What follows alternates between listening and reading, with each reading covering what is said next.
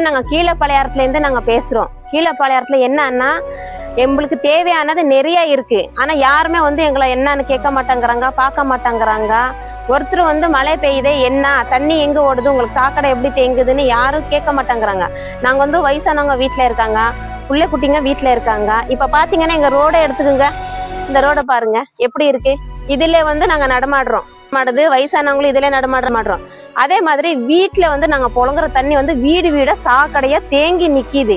அதனால எங்களுக்கு கொசு கடிச்சு ஜுரம் எல்லாம் வருது எங்களுக்கு. அதுக்கு எங்களுக்கு தண்ணி சாக்கடை போறதுக்கு ஒரு வழி செஞ்சு கொடுங்க. இல்லைன்னா அந்த குப்பையால எங்களுக்கு நிறைய இன்ஃபெக்ஷன் ஆகுது.